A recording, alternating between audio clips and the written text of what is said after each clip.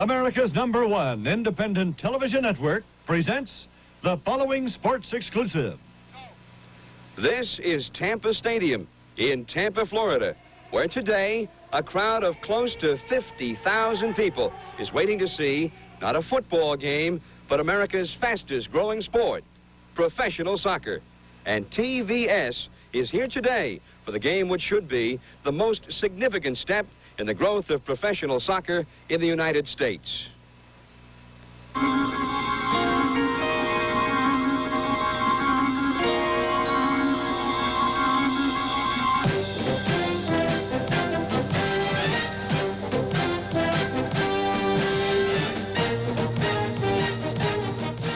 TVS presents NASL Championship Soccer.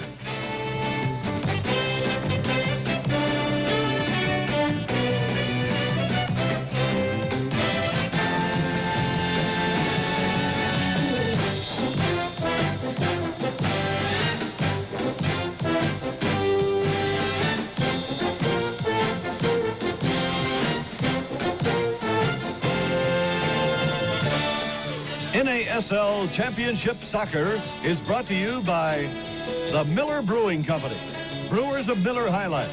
If you've got the time, we've got the beer.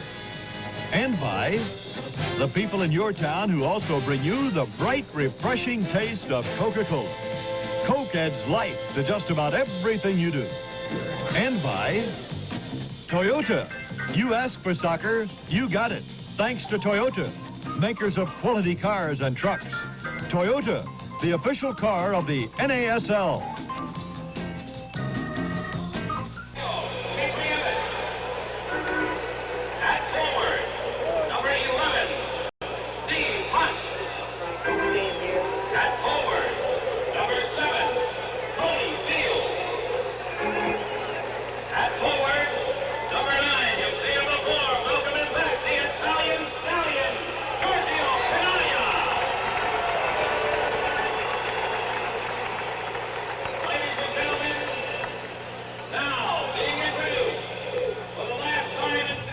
The electricity is here at Tampa Stadium in Florida. This stadium today, the focal point of the world of sports. Yes, the eyes of the world are on Tampa Stadium as we have a big, big soccer game. That's right, a soccer game. Our first of 7 telecasts on TVS.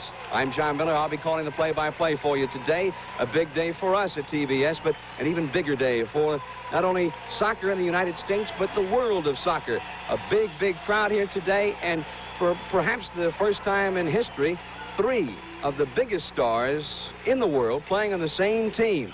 All of that going on here today at Tampa Stadium in Tampa, Florida. We'll be back in just a moment to meet our guest analysts for the ball game today and also take a look at some of those big, big stars when we return after this.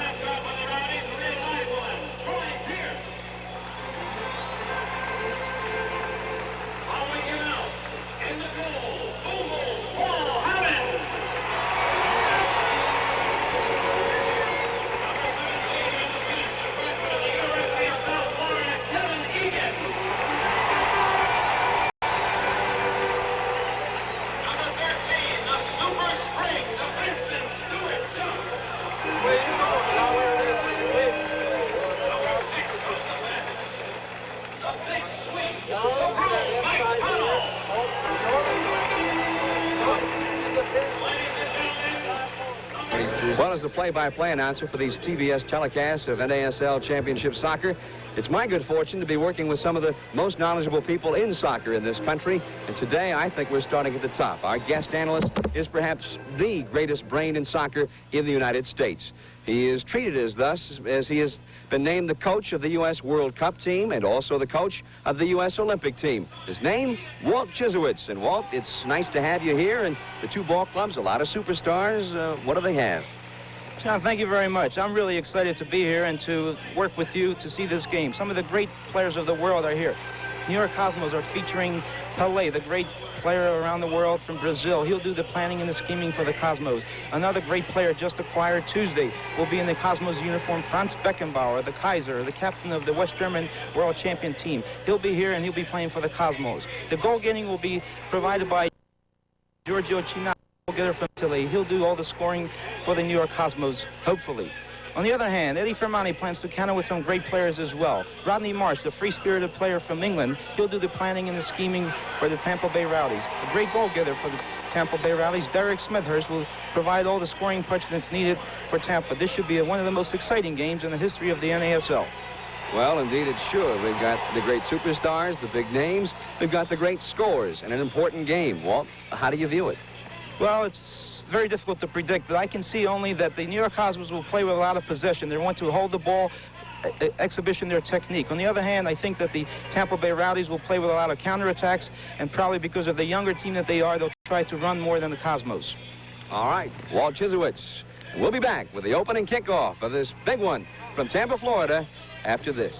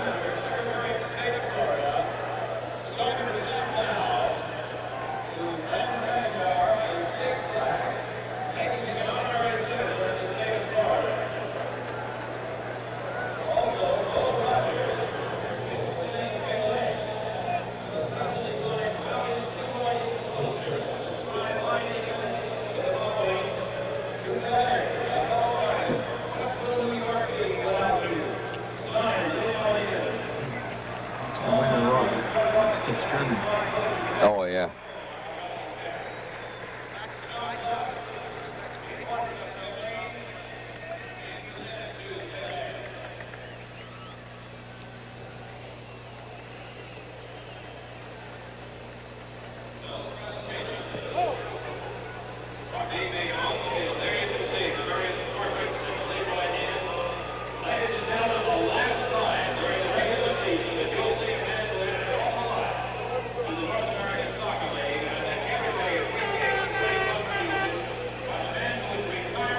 There are the officials for today's game. In the middle, referee Bob Mathewson, and he is flanked by the two linesmen on the left, Fred Usher, and on the right, Bob Evans. And, of course, in soccer, the referee responsible for all calls, the linesman really just to help out. They'll be flanking him on either side of the field with little yellow flags, and if they spot something, usually an offsides infraction, then they'll raise that flag. John Miller, Walt Chisowicz with you, and we're really excited about this one as you've got two of the best teams in America, and really the Cosmos now with Pelé, Beckenbauer, Quinalha. Rarely, if ever, has the world seen a lineup with so many luminaries in it at the same time, Walt. John, this is incredible. I've never been exposed to this kind of entertainment my whole life. I'm so excited, I'm ready to go out on the field and play myself. Beckenbauer, Pelé, Quinalha on one side, Rodney Marsh, Derek Smithhurst on the other side. Auguste from Haiti, a world-class player as well. All these players are out there today. I think we figured out sometime this morning about 9 players in the ballgame who've had World Cup experience, which is as high a level as you can go in the world of soccer. The Tampa Bay Rowdies, they are the leaders of the Eastern Division. They are in white, and they have the ball. The Cosmos, who are right now in 3rd place in the division, needing a victory today to put themselves back up near the top of the division in probably the toughest division in the North American Soccer League. Cosmos have it in the green shirts. Werner Roth, number 4, the center back, brings the ball into the Tampa side of the field. Now here's George Quinalha. The ball tackled away from him, and here comes Tampa. Derek Smithhurst, number 12, who already is among the top scorers in league history, 12th in league history. On the right wing side, they go to Steve Wegerle. Into the corner to Smithhurst. The ball knocked away. Nelson Moraes, number 14, was down there, along with Dillon, number 20 of the Cosmos defense, and they caused the Rowdies to lose the ball. This is basically what we'll see all day. The Cosmos are going to fall back, delay, and allow the Tampa Bay Rowdies to come up in the attack. And then we want to quickly counterattack with a lot of possession, as we can see now. Here come the Cosmos now into the attack. Ball is cleared away from Tony Field, the right wing, but New York has it again. Here's Steve Hunt, midfielder, moves to the middle of the field. Tackled away from him. Nice move by Ian Anderson, playing his first game, number 3. Now the Rowdies counterattack. Here they come. This is Wegerle. Then his pass goes awry, intercepted by Werner Roth. Rowdies have it again at midfield, but they lose it. Cosmos now. Field heads the ball back to the midfield line. Working with the ball there is Vito Dimitrievich, midfielder of the Cosmos. They move it on the right wing now. Terry Garbutt tries to dump it into the right wing corner, but it slides off the side of his foot. Rowdies have it. Big crowd here. They said yesterday, the day before the ball game, that they had already sold 41,000 tickets, and we may have the largest regular season crowd in league history here today. That's goalkeeper Paul Hammond. He was a bit shell-shocked last week as the Rowdies, for the first time in their history, lost both games of a road trip last Friday and Sunday, at Chicago, at Toronto. Cosmos have it in midfield. It rained just minutes before game time here. It might be a bit slippery. Here's the steal. The Rowdies have it. This is Mike Connell, the sweeper, moving in on the attack across the 35-yard line. Feeds the ball out in on top. Nobody was there. Went behind Rodney Marsh. The Cosmos steal. But it's taken away at midfield again by Ian Anderson. Leads the ball forward for Marsh. Can't get to it. The Cosmos steal. This is Dillon, number 20, to start the ball up. This is interesting. Beckenbauer just finally got to touch the ball, and the important thing is for the American youth to watch his game. His execution is his consistency of play. He just knocked the ball away very softly with the outside of the foot. Here comes Rodney Marsh now, streaks down the middle. He's got 2 men on him. Feeds the ball in on the back door, but nobody was coming down. Rodney Marsh moving to the left side of the penalty area and tried to feed it on the back door, the weak side, but nobody moving down. Over the end line it goes, and a goal kick for the Cosmos. That might have been actually a shot on goal, but it's a bit slippery out there, and I think he lost possession of the ball, and body was not aligned correctly to his shot.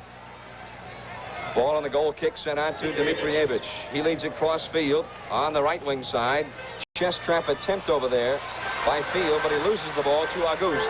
Auguste then drops it back to his goalkeeper. There you get a look at the lineups. It's Shep Messing in goal, and the back line we gave you. There's the midfielders, Steve Hunt, Terry Garbutt, Vito Dimitrievich, the forwards, Pelé, Field, and Kinalya. It's a potent attack, and with Franz Beckenbauer, who is, as yet, has not been a factor in the ball game, it should be even more potent. And the Cosmos, despite having an incredible number of shots in their games, have not been having much success getting the ball to the net. They've had a lot of bad luck, and I think it's bound to turn and to the positive side. And I think you'll see today also Franz Beckenbauer getting involved in the attack as well. Here comes Kevin Egan, the right fullback. He's a rookie from the University of South Florida. Tackle away from him and knocked out of bounds by Steve Hunt. Throw in for the Tampa Bay Rowdies. And it goes to Anderson. Back to Egan. He's wide open. Centering pass attempt is knocked down. Rebound comes to Egan, but Moraes there steals the ball away from him and heels it back to Dillon. Cleared back to midfield. The Rowdies get it again. Here comes Anderson. He'll drop it back into his own zone to Arsene Auguste. He's missed 6 weeks of action with an injury. Now for Egan on the right side. It bounces off his foot, out of bounds. Play a bit sloppy at this point. And again, it rained for about 10 minutes just before the kickoff. It is overcast right now, although rather warm and humid here. Cosmos have the ball in their own zone. Steve Hunt, double team, feeds it off to the midfield line to Dimitrievich. Now here comes Beckenbauer, moving in on the attack. He's straight into the 35, ahead to Kinalya. He loses the ball. He goes back and gets it, though. He has Pelé in front of him now, avoids a tackle, still has it. Back to Pelé, open, 25 yards away. Tries to feed it through to Kinalya, who is curling back in front, but it was knocked away, but a foul called on Tampa.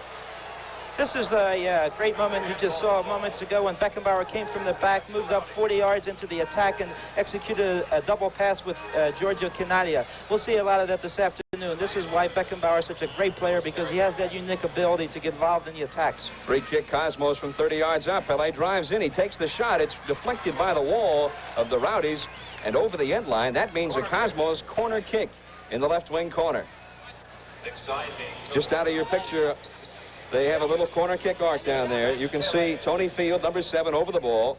And a lot of jockeying around will be going on now in front of the goal.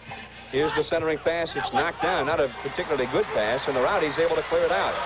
Here comes Wegerle. Knocked down. Looked like a handball, and the referee spotted it. Foul called. So a free kick for the Rowdies in their own zone. John, this will be a thing to watch on these corner kicks, how quickly Tampa will come out on counterattacks, just as they attempted here. But fortunately, Cosmo's got a handball to prevent the quick counterattack. Rodney Marsh makes a long crossfield pass to Arsene Auguste, makes the chest trap. He leaves the ball off over there, picked up by Wegerle. Wegerle, one of the league's leading scorers. Tampa has 4 of the top 9 scorers in the league. Smethurst leads the league. Back at the 35-yard line, this is Wegerle. Pele over to mark him. Back out to Auguste. Pass for Marsh, top of the penalty area, but it's tackled away from behind by the Cosmos. Comes back to Marsh on the right wing now. Marsh being picked up by Steve Hunt. Takes him into the corner. He's got Smethurst out front with Wegerle and Alston in the penalty box. Now drops it back out to Egan. Correct that. That's Anderson. He crosses the ball out in front, but it's going to go up over the crossbar, out of play. Goal kick from Tampa. This is NASL Championship Soccer.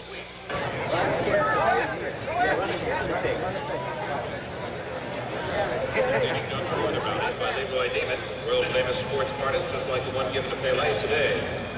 Get your collector's item Rowdies poster exclusively at Moss Brothers Credit Offices, all locations. It's really hard.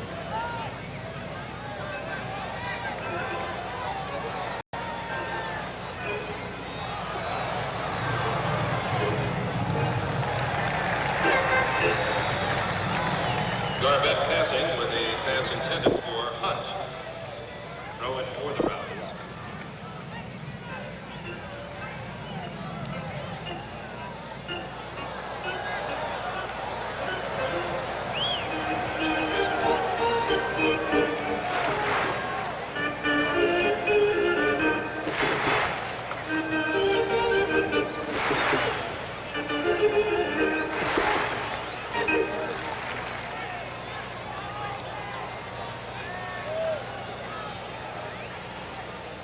Cosmos on the attack as we return to Tampa. No score in the match. We've played 8 minutes of the first half. Cosmos now have a throw-in deep in the attacking zone. Into the right wing corner it goes in the throw-in, but it's taken away from Dimitrievich. He gets it back and fires a shot, but it's over the crossbar.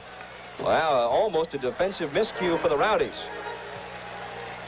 Here we go. We see it on the replay, and this is well done by Dimitrievich, who rips a shot right over the crossbar and was well taken, well done all around by the attacking Cosmos. Goal kick for the Rowdies. Paul Hammond gets it outside the penalty area, and Auguste returns it to him. He'll punt it up the field with a full volley. This one goes about 50 yards. Pops loose to Franz Beckenbauer, but a foul had been called earlier. Adrian Alston was on the back of Werner Roth, and a foul called on the Rowdies. Adrian Alston. Free kick for the Cosmos. Goes to Dillon. Leads a high chip for Pele. He's shoved from behind by Mike Connell. Referee didn't spot it. Ball comes to Rodney Marsh. Marsh, 3 goals, 5 assists this year, and he's saying he's playing the best of his career as a team player right now. Stewart jumped to Smethurst. This guy's a goal-scoring machine. His foot has radar to the goal. Here comes Marsh now. He's got Smethurst in front of him. He's obstructed off the play by Moraes. A foul called on Moraes, number 14, and a free kick for the Rowdies right near that penalty area. Okay, we see the replay here, and this was well done by Moraes. He had no choice but to obstruct him. Otherwise, Marsh was in and possibly to score a goal. So the play was a smart one by the defensive player, Moraes. Here's the free kick. Marsh goes out in front of the net. It's over the head. Rebounds out to Marsh. He's got it in the corner. That's Smethurst in front, but a nice steal. Take it away. Steve Hunt leads the ball out to Dimitrievich. Now here's Pele, his final year. Ahead it goes to Tony Field, but Stewart Jump is there to write him off the play. Now the Cosmos starting to work a little more effectively now on the attack. But here come the Rowdies of Tampa on the attack the other way. This is Wegerle now. He's working on Beckenbauer, and Beckenbauer knocks it down, goes out in front of the goal, and Beckenbauer drops it into goalkeeper Shep Messing. And as the coach of the national team, I guess you know quite a bit about Mr. Messing. Yes, Shep was one of our World Cup goalkeepers. He also did a fantastic job with our Olympic team, and I'm sure he's very excited today to play with Beckenbauer, a world-class player. And this is something so important for our American players to be exposed to this world-class style of play. Shep, a graduate of Harvard. Here's Terry Garbett, midfielder in the right wing corner, tackled away from him by Kevin Egan, number 17. Out of bounds, throw in Cosmos. Now Quinalia tries to chip it in front. It's partially deflected by Egan. Scissored out of the penalty area. Auguste. Now Dimitrievich tries to steal. Comes to Hunt. Full volley shot! Diving save by Hammond. Hunt on the fly. Full volley to Rocket. Diving save. Okay, here's the replay. This was well taken. Stevie Hunt, a youngster with 20 years of age, does this as a professional should do. Rips a volley kick, and it's a dipping ball like in baseball, a drop ball. And keeper Paul Hammond does a fantastic job to prevent a score. So the Cosmos are the first threat at a goal in the ball game. We've played now 11 minutes and a half of the first half. Tampa moving in. Here goes Smethurst across the 35-yard line. Don't give him room. He'll pump it in. But Moraes with a steal. Tries to give it right back, and the Cosmos, Tony Field, slips in the wet going down there. McLeod has it. Now Rodney Marsh sidesteps a man. On top it goes to Alston. Give and go with Marsh, but they miss connections on the second pass, and the goalkeeper, Shep Messing, takes it away from him. Give and go there. Basic play, soccer, basketball, principle is the same.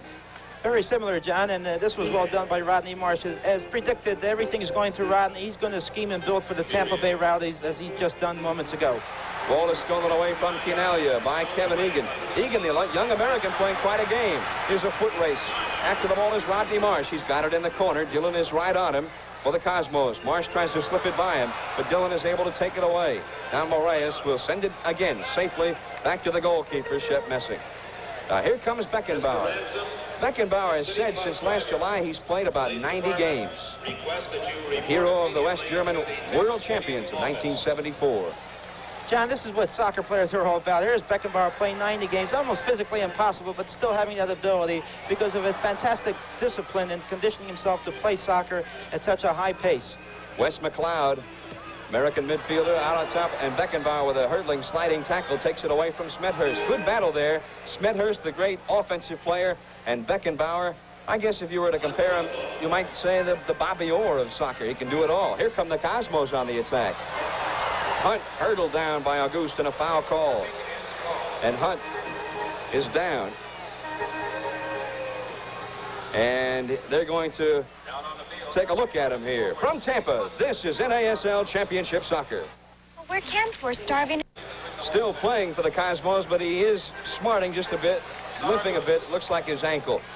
Okay, the ball stolen by Tony Field, number 7 of the Cosmos. Ahead to Quinalia. Quinalia picked up by Stewart Jump, but Quinalia maintains control of the ball. The Big Bear. Oh, nice steal. Wes McLeod. Smethurst. Give and go back to McLeod. Now Smethurst. 10 goals this year in 8 games played. He scored almost a goal a game in his entire career in the league. Smethurst, ahead it goes. Look out. Wegerle was sneaking in through the defense that time, but Beckenbauer was right there anticipating and intercepting the pass. John, surprisingly enough, both teams are marking very tight in the defending thirds of the field, and there's very little space to play. They're allowing a little bit of room in the middle here, as you can see them executing some play, but once they get into that defending third, there's very tight marking. Here come the Rowdies again. Rodney Marsh into the right wing corner. Foot race. Wegerle with Moraes. And Wegerle of Tampa beats him to the ball, but Moraes with a nice blindside tackle, able to come back and drop it into his goalkeeper, Shep Messing. Last year, George Quinalia of the Cosmos scored a goal a game. 19 goals in 19 games. Pelé had 13 goals. And if you were to project his statistics over a hockey season, last year Pelé would have had 47 goals and 66 assists. Here comes Beckenbauer. He has pretty impressive statistics. Pelé is open. He heads it in front. There's Quinalia. Head ball! Right on, and a save by Hammond. Best combination passing of the day. Let's watch this in the replay. This is like a coach throwing in on the board. Here's a combination. Beckenbauer serving to Pelé, a header to Quinalia, and a diving header trying to score. If you draw these kind of plays on the board, they don't happen that often. Beautifully done. And the 3 masters were the ones who set it up. Now here comes Dimitrievich. Long ball for Steve Hunt, but it goes behind him and curls off out of bounds. Throw in for the Tampa Bay Rowdies. In that last play that Beckenbauer played and Quinalia executed, unfortunately, Quinalia had enough time to hold the ball in his chest possibly and knock it in, but he didn't realize if there was anyone around him, so he executed first touch play. Right now, the Cosmos have created more chances than the Rowdies, but here comes Tampa now. McLeod on the left wing. He's got Marsh and Smethurst in front of him. Picked up in the corner by Franz Beckenbauer. Pass into the danger zone right in front of the goal. Headed down by Dillon. Cosmos try to clear it out, but it's kept in the zone. Almost by Ian Anderson. Taken away by Dimitrievich, and a foul is called on Ian Anderson, number 3 in Tampa. He was holding. Free kick for the Cosmos. Quickly, Garbett starts it up the right wing. Tony Field, number 7. 7 goals, 8 assists last year. Hasn't played a whole lot this year. There's Garbett, drops it back in his own zone to Werner Roth. We've played now 17 minutes and 20 seconds of the first half. No score. Long pass. Here goes Field into the penalty area. He's got it along the end line. Tries to cross it in front. Auguste is back in the play to deflect it over the end line. But now the Cosmos have a corner kick. Auguste is the great international player from Haiti. They have qualified into the final 6 of the CONCACAF tournament for the World Cup. And he's a super defender, and certainly on that play did a fantastic job. Tony Field is over the ball. Drops a short ball out to Quinalia. Back to Field. Crossing ball. Back door. Here's Pelé. Double teamed. It's over his head. Comes loose in the corner. Pelé knocks it off. Ian Anderson, and Pelé has set up another corner kick. Quickly, he gets the ball off. Penalty box left Moraes. Moraes tries to put it through. Intercepted. The Rowdies a quick counterattack. Here comes Wegerle racing down the middle. Into the danger zone, the attacking zone across that 35-yard line. But right there is Franz Beckenbauer to take it away from him. Both teams a little cautious right now. They had 15 goals scored between them in their 2 games last year. Wild, wide open games. Here's Quinalia. Right wing. Crosses it in front. Here goes Pelé! Great save by Hammond! And cleared out of the box. Quinalia, Pelé again. Almost. Here we see the play, and it's a super serve from Quinalia. Pelé positioned himself perfectly. In fact, I recall him scoring this type of a goal in 1970 World Cup against Italy. What a great header by Pelé. But Paul Hammond, again, doing a fantastic job saving that goal. Now the Rowdies again. Here's Smethurst now, moving laterally at the 35-yard line. Starts it into the attacking area. Feeds it off on the left wing. There goes Wegerle. Crossing ball in front. Look out! Right on to Shep Messing. Right between Smethurst and Alston, who was coming in from the back door. Now Beckenbauer will start it out for the Cosmos. Back and forth we go. Drop back for Dillon. Takes a high hop off the turf. This is natural turf. Bermuda grass, very closely cropped here. Very true field. Beckenbauer, chip ahead. Quinalia goes after the ball. Leads it for Pelé. Intercepted by Mike Connell, the sweeper back of the Rowdies. Long counter-attacking pass intended for Smethurst, and it's headed away by Beckenbauer. Messing picks it up. Werner Roth, the captain today for the Cosmos. One of the very fine American players in the game today. Now here comes Hunt with Quinalia, but Kevin Egan, the rookie from South Florida, intercepts the ball. Rodney Marsh, long ball up the left wing. Here goes Wegerle in on Mike Dillon. He's got Alston coming in on the right side. He's got Smethurst in the middle. He dribbles through. He takes a shot. He scores!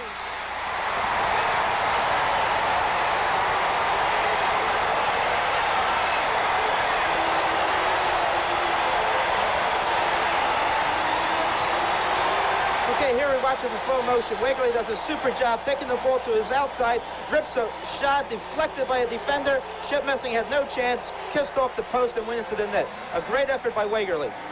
At about 20 minutes into the first half, and between 45 and 50,000 fans are cheering the Rowdies in Tampa. Very important first goal there. And Steve Wegerle is the man who got it. For Wegerle, that is goal number 3 of the season. And Tampa has a 1-0 lead. That means the Cosmos are going to have to open it up perhaps a bit more here. Although 1 goal is not disaster time. John, there's still plenty of time. I think the goal was a great effort, but the Cosmos are playing very well today. I think the presence of Beckenbauer will certainly create some more chances for them, and they are still in this game as much as the Tampa Bay Rowdies. Great individual effort that time. Steve Wegerle.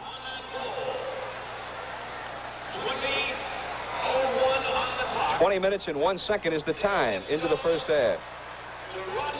Rodney Marsh somehow gets an assist on that, although Wegerle seemed to be doing pretty well by himself. Kind of a liberal assist there. Here comes Smethurst. He takes a shot, knocked down by Alston. Rebound comes. Here's Wes McLeod. Saves it in the zone. Chipped in by Anderson. Headed down by Alston from Marsh, but Beckenbauer clears. Back to Smethurst from 27 yards. From Tampa, this is NASL Championship Soccer.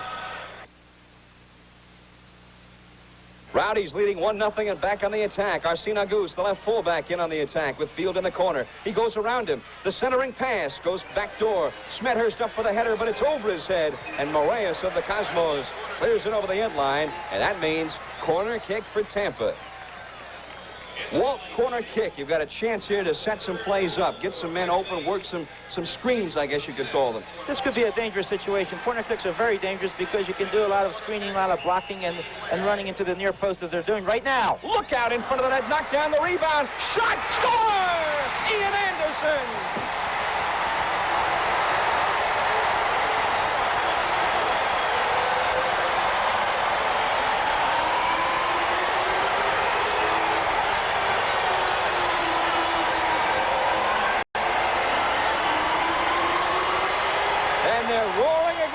Tampa. Ian Anderson in his first game for the Rowdies scores on a rebound. Here's the play again. It's a low drive, as he said, near post run. A clearance here. Ian Anderson coming from the back now.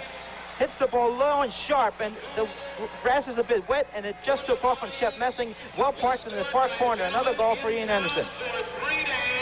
Ian Anderson has been in town for 3 days, and it's 2-0. Now the Cosmos have to open up, I think. Now they've got to go out and get a goal. They can't be so cautious defensively. They'll have to push up a little bit. Here goes Dimitrievich. He's got an opening, drives, a shot! It just sails over the crossbar. He was 32 yards out and fired it in. That was well taken by Vito. I think what's got to happen now, they got to score before halftime, otherwise Tampa's going to hold the ball. They're a younger team. They're probably more fitter because of their age, and they're going to hold the ball. So Cosmos must put a lot of effort now in the last 20 minutes. 23 minutes and 27 seconds officially into the match is the time of Anderson's goal. So they've scored 2 goals in 3 minutes and 27 seconds. Here come the Rowdies again, the highest scoring team in the league. Hard tackle by Dimitrievich, and a foul call to midfield of Dimitrievich. Close up of Rodney Marsh. What's it look like, Walt? It looks like... From Tampa, this is NASL Championship Soccer.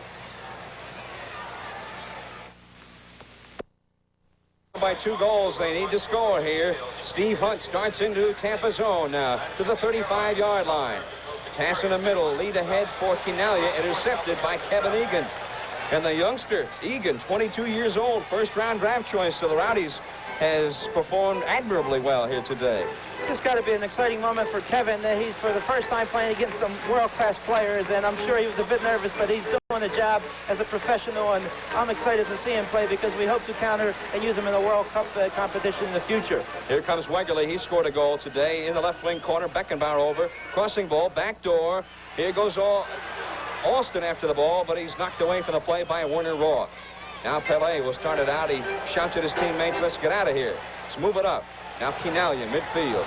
Quinalia leads it ahead, intercepted by the man we just mentioned, number 17, Kevin Egan. Having the time of his life right now. Rowdies again start into the attacking zone. Wegerle on the left wing, Beckenbauer over to pick him up.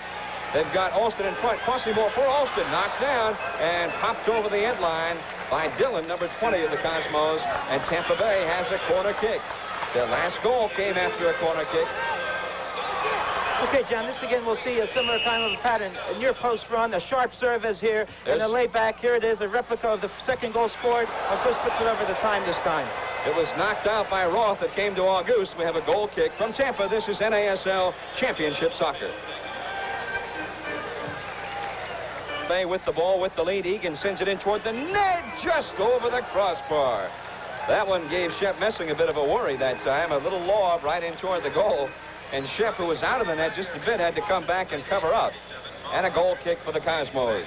I think when that play, Shep overcommitted a little bit. He felt that maybe Kevin's going to serve it into the danger area or the penalty box, but he tried to chip it over his head and didn't work. Tampa steals at midfield. Here comes Smethurst straight down the middle. 35-yard line. Rodney Marsh, give and go. And Beckenbauer intercepts the return, and the Cosmos give it away. Over the end line it went, and a corner kick. These conditions will happen on the slippery field. Here they try to control the ball and not give it up, and unfortunately because of the slippery conditions, Shep slid out of bounds and a corner kick was created. Rodney Marsh over the ball. Here it comes, back door. Here's Mike Connell up. He heads it right out in front for Alston. Headed out of the box to Pele. He tries to clear it. Now Hunt has it. He's going to get it into his goalkeeper dangerously in traffic as Smethurst, the goal scorer, was hovering around the goal mouth, but they got it into Messing. Now the Cosmos started out. They lost here last year 5-1. They beat the Rowdies in New York 5-4. A lot of goals scored when these two teams meet. It's because of the quality of players on these two teams. They both can go to goal. They're both exciting teams, and it's almost a replica of last year at this same stadium. Tampa got quick goals, and here they've done it again this 1977 season. 14.5 minutes left in the first half from Tampa, the first telecast of the year on TBS.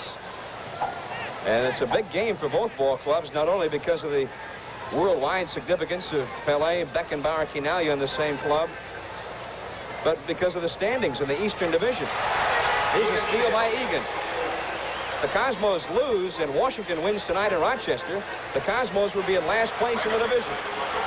This time Wegerle is swung over to the right wing, moving in on Moraes, and Moraes is called for a pushing foul down there. You see him questioning the call of referee Bob Mathewson. The Rowdies, this is even a little more dangerous than a corner kick. Marsh looks for Smethurst, and it goes wide of the net. Comes loose in the corner and hits the corner kick flag over there. Last touch by the Cosmos, and the Rowdies get it. Wait a minute. The Rowdies claiming that they should get a corner kick, but they say no, the ball last touched by Marsh. Goal kick for the Cosmos. That free kick was well taken by Rodney Marsh. What he did, he bent the ball away from the goalkeeper. As you saw, Shep was trying to reach for it, but couldn't because of a hook or a bent ball. Smart play on the part of Rodney. Quinalha chases the ball on the right wing. It's tackled away from him. Nice sliding tackle. Tackle meaning simply taking the ball away from the opposition with your foot. Cosmos got it back in a throw-in. Now Terry Garbutt, number 8, midfielder. Fine assist man, but he loses. Wes McLeod, nice steal. Here come the Rowdies again. Smethurst in front of him. Wegerle on the left. Wegerle has it. Roth picks him up. He goes around him, but Roth tripped him. He was beaten in the play, and he reached out the leg and tripped him. Free kick for the Rowdies. Very dangerous spot here. This, again, will be very dangerous. I'm sure the Cosmos are going to try to form some kind of a defensive wall. As you can see them lining, and this creates a lot of problems here for the Cosmos in the defense. Marsh is over the ball, and Adrian Alston will get over it, too, as you see all the positioning going on in front of that goal. There's Rodney Marsh directing traffic, the playmaker of this ball club. He does have an assist in this game today. Rodney approaches now, drops it out to the middle. Tampa will bring it out now and try to set it up. Here's Egan in the middle. Mike Connell, 27 yards out. Smethurst drops it to McLeod, fires a shot right on the missing. He dives down, covers it up. Very patiently executing that time, and they got the opening for the wide open shot. Incredible, John. Stuff. They're relaxed, they're composed. They want to hold the ball, and they want to take the perfect shot, which they just executed with McLeod doing it. Here come the Cosmos trying to catch up, trailing 2-0, 11:45 left in the half. Here's Garbutt on the right wing. He's being obstructed off the play by Wes McLeod, but they say that Garbutt was the man who fouled him. Garbutt was holding that time, so the Rowdies get it.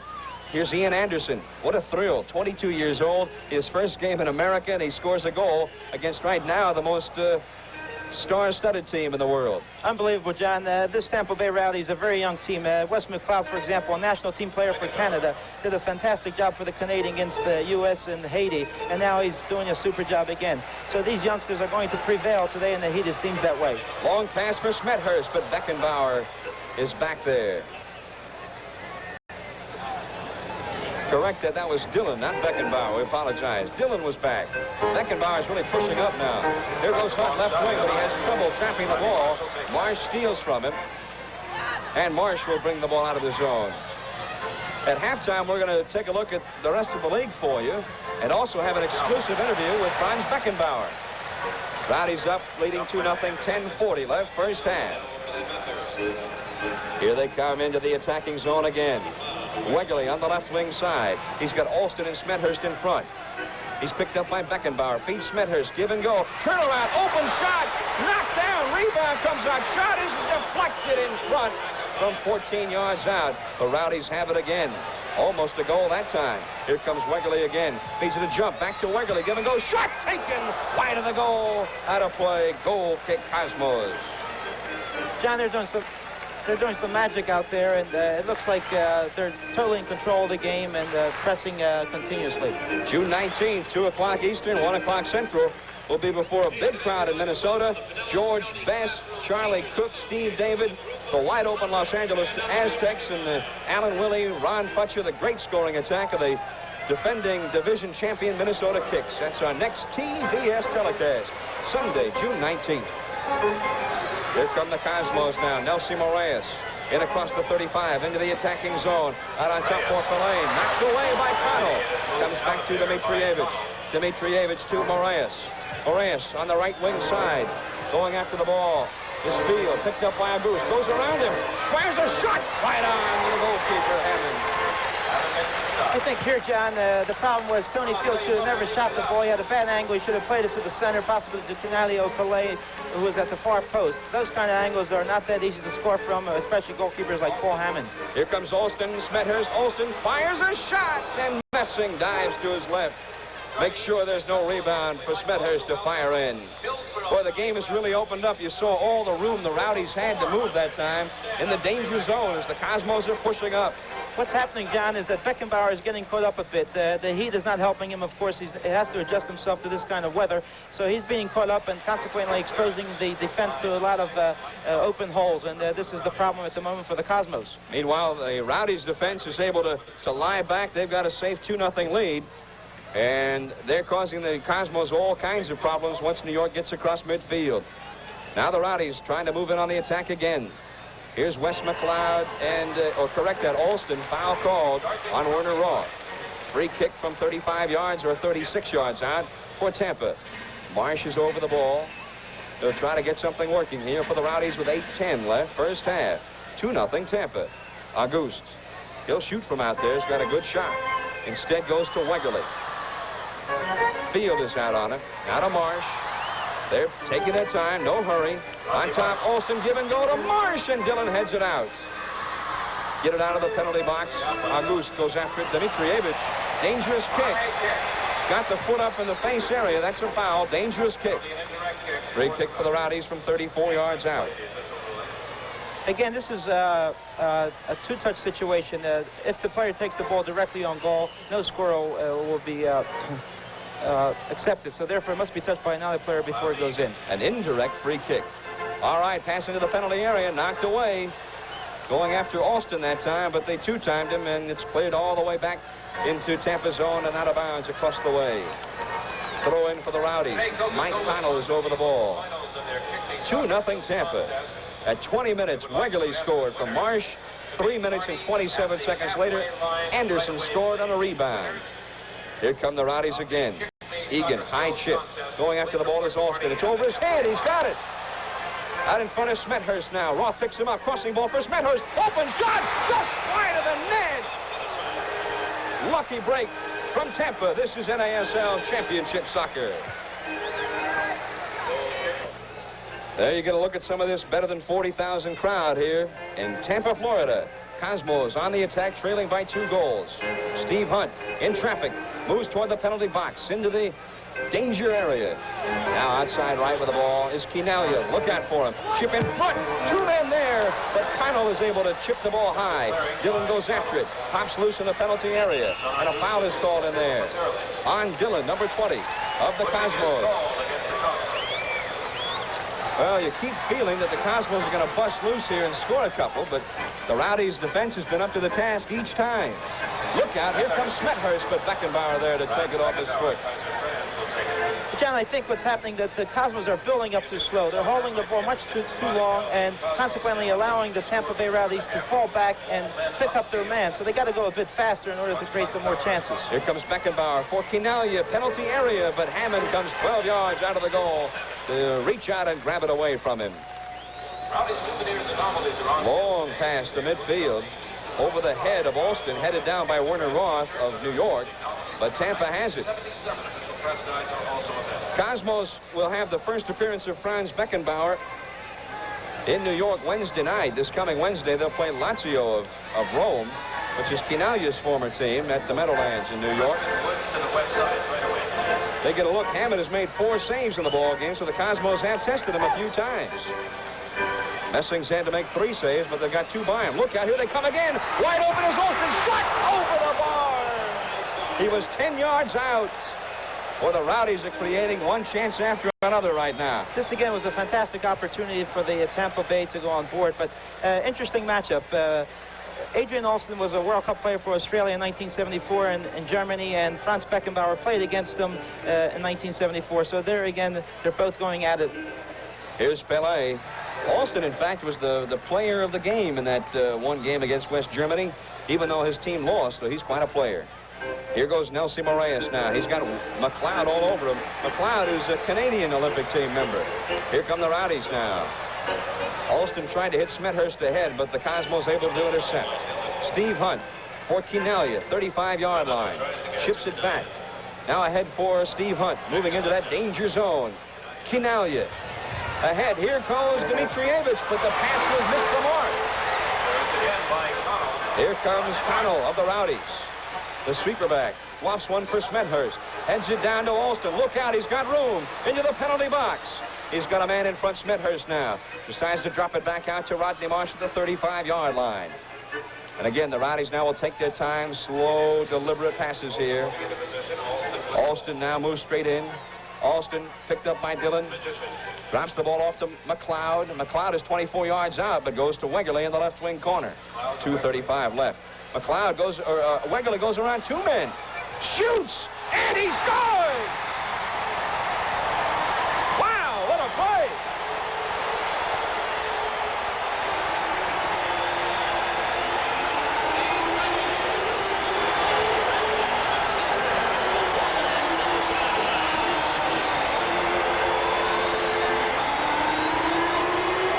Okay, here we see on the replay, fantastic footwork again by Wegerle, and this is what we call a world-class goal. He outmaneuvers one opponent. Another one from Cosmos comes up, he rips it into the far post under the crossbar.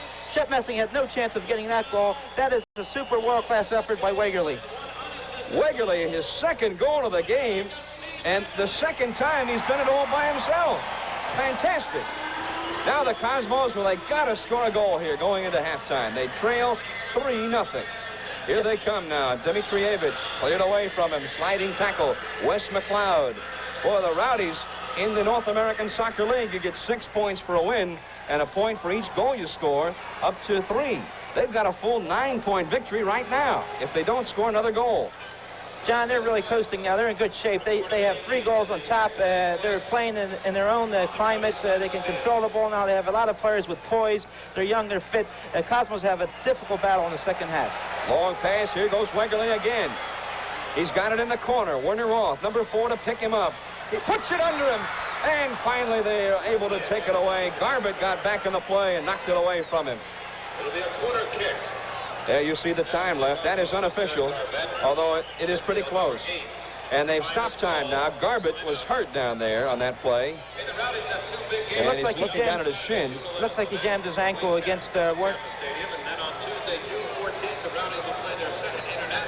Well, they're overlooking at him, and the trainer will come out. The Cosmos trailing 3-0 in this game. Last year, the highest scoring team in the league had almost 3 goals a game.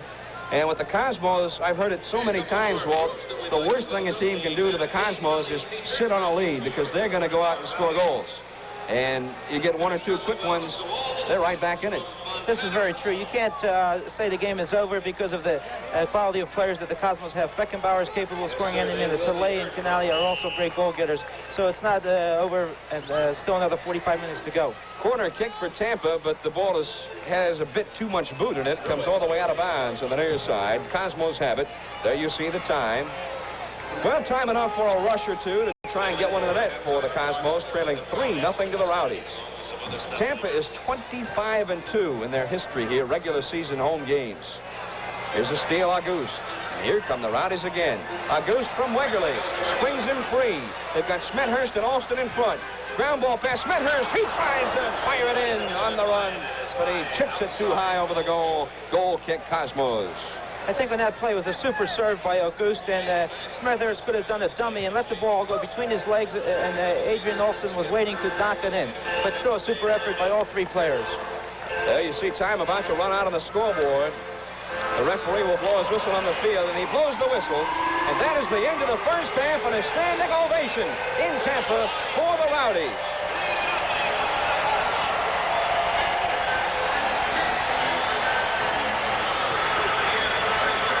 From Tampa, this is NASL Championship Soccer.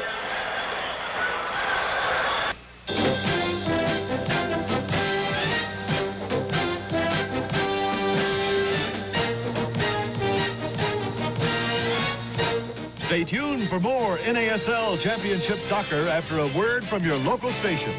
This is the TBS Television Network.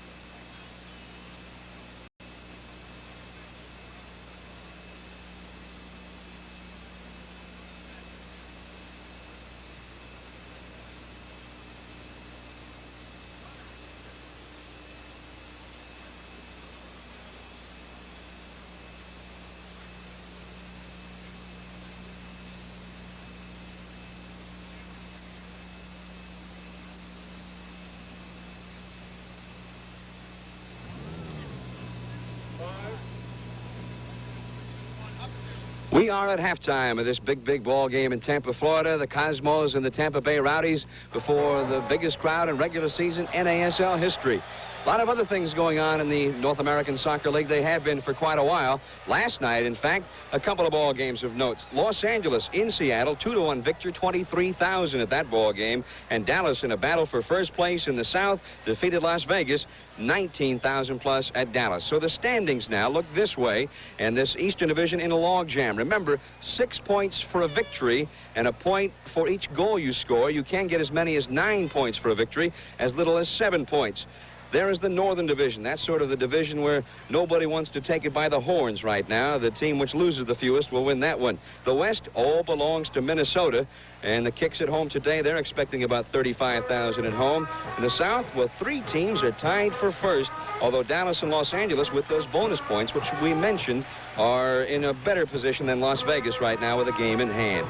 Derek Smethurst, as we've mentioned during the first half, leading the NASL in scores as the day began. Well, now tied with Steve David of L.A. He got a goal last night, and the rest of the list through the top 5. Attendance, that's a big story in the North American Soccer League, and look at that.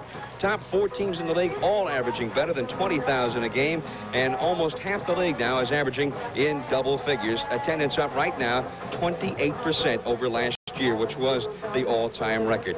A big story in soccer in this country. Take a look at the scores, well, not the scores, but the games coming up today in your area. Still time to make it on out if you so choose. Also, some big games coming up during the week, so mark it down in your calendar. Make your plans to be out the game in your area. One of the things we're going to be doing as well at halftime of NASL Soccer is take you behind the scenes a bit, give you perhaps a bit of a better understanding as to some of the rules and tenets of the simple game. And Walt, what are we going to look at today? John, we're going to discuss the offsides play. And last Sunday in New York, Chicago Sting played against the Cosmos, and there's a very clear picture of how a player was being trapped offsides. Let's have a look at the clipping. This is Chicago on the attack, the right wing moving into the attacking zone across that 35-yard line, the offside line, which you see. The right fullback is moving into the picture here, into offense. Watch the linesman now. Black suit, top of the screen. Here goes a pass. The flag goes up. The man is offside. Well, why was he offside? John, we have a diagram here. We'll try to explain it very clearly and very simply. The rule is this. when the ball is being passed to an attacking player, he must have two defenders in front of him. In this situation that you saw on the replay, the Chicago player already was ahead of the defending team, and the pass arrived to him. So here he's offsides. If a Cosmos player would have been standing here and he received the pass, he still could have gone to goal and scored. This situation didn't warrant that. All right, that's the rule. Let's go back and look at that Cosmos game and see if you can catch the offside. Here comes Walt. Right wing's got the ball. You can tell us exactly when offside occurs. Okay, here the central forward is holding the ball, and now the overlapping player is going into the attack, but much too early. Receives the pass, and consequently only having one defender in front of him. The rule says you must have two in front of you when the ball is being passed to you. They say it's a difficult rule. It couldn't be simpler. Offside. We'll be doing that, taking a look at some of the simple rules of the simple game throughout this 1977 season. We'll be back in Tampa with more of our halftime program in just a moment.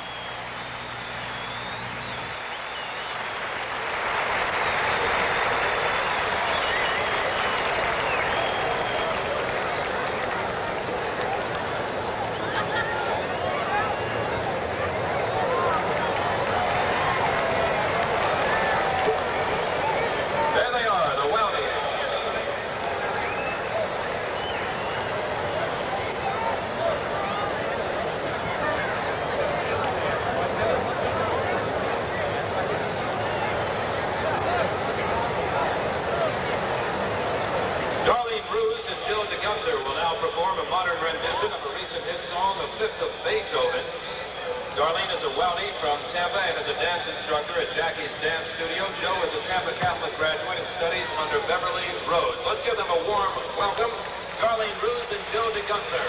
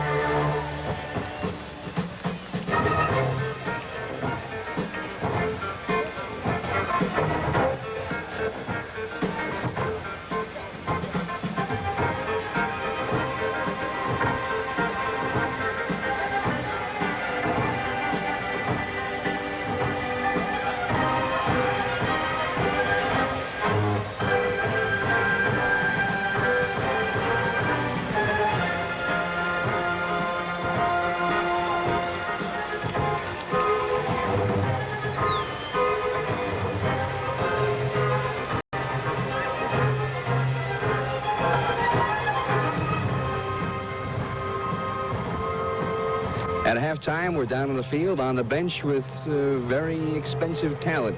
And this is perhaps one of the reasons, perhaps the biggest reason why the eyes of the world are focused here on Tampa, Florida today. His name is Franz Beckenbauer, and Franz, the hero of the West German World Cup champions 1974, and perhaps one of the greatest players in the world, here to team up with Pelé. And Franz, first of all, welcome to America.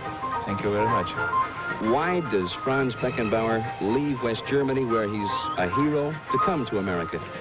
I think it's many reasons. The first reason is sure very good contract with Ivana, with Cosmos and Ivana Communication. The second reason, important reason, is my age. I will in September 32 years old, and I have in my sports life all arrived. Championship, 74 World Cup, many European championships and German championships. That's sure the important reason. And the next reason is the famous player in this team like Pelé.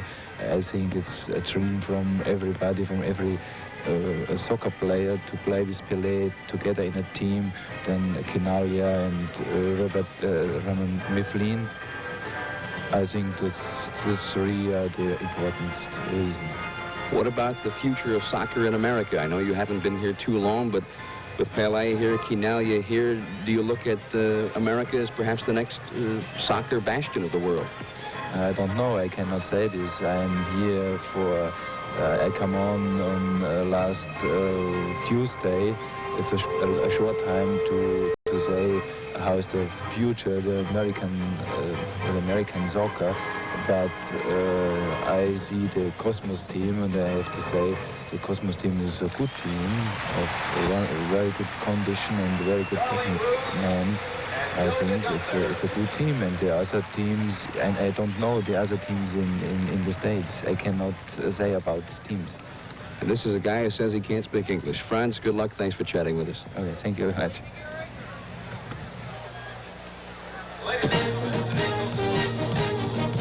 NASL Championship Soccer is brought to you by the people in your town who also bring you the bright, refreshing taste of Coca-Cola. Coke adds life to just about everything you do. And by the Miller Brewing Company, brewers of Miller High Life. If you've got the time, we've got the beer. And by Toyota. You asked for soccer, you got it. Thanks to Toyota, makers of quality cars and trucks. Toyota, the official car of the NASL.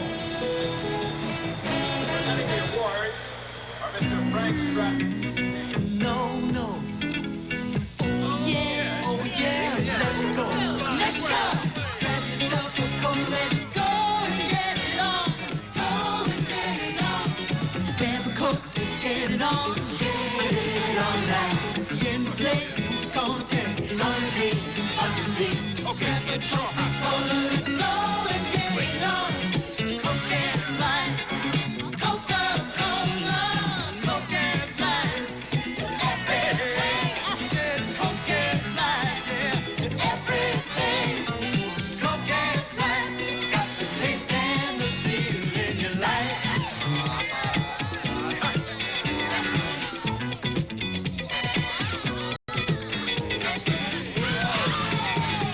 Coke and life. Coke and life. Have a Coke. Second half about to begin. The Cosmos in green. 8 shots in the first half, and Shep Messing made 3 saves, and the Cosmos did have 4 corner kicks, so they did have some offense, but they just were unable to put the ball in the net. Cosmos start the attack as we begin the second half. There you see Tampa had 14 shots. Hammond had 4 saves, and Tampa also had 4 corner kicks. So, well, the difference really right now, Tampa having almost double the number of shots as the Cosmos. One change in the lineup for the Cosmos. Ramon Mifflin, great World Cup player from Peru, is in the ball game at midfield, replacing Terry Garbett. So the Cosmos have the same back line, Beckenbauer and Roth in the middle, and Moraes the right fullback, Dillon the left fullback. Now at midfield, it's Mifflin, Hunt, and Dimitrievich, Pele, Quinalia, and Field on the front line. For the Rowdies, as far as we can tell, the same lineup starts the second half. And why not? They lead 3-0. That was a smart move by Gordon Bradley. I think he wants to get Ramon into game because he has that ability to create chances to score as well, whereas Terry Garbett was more of a defensive link.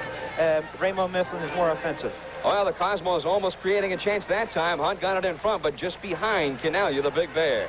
Last year, the Cosmos scored 3 goals or more in exactly half of their games. So they're very much capable of getting back into this one, the highest scoring team in the league. But here come the Rowdies now. They like to add to that 3-0 lead. Here goes McLeod into the penalty box. He's working on Dillon, feeds the ball right out on top. Turnaround shot by Alston, just over the bar. Adrian Alston, turnaround from 19 yards, just a bit high. Here's the problem again. Cosmos are falling back too deep. They're falling into their penalty box, allowing the players, as we call it, dance with the ball in the penalty box. And there again, a clever move by McLeod, passing the ball to Adrian Alston, almost a scoring chance again. The Cosmos, as we mentioned, scoring at least 3 goals in half of their games last year.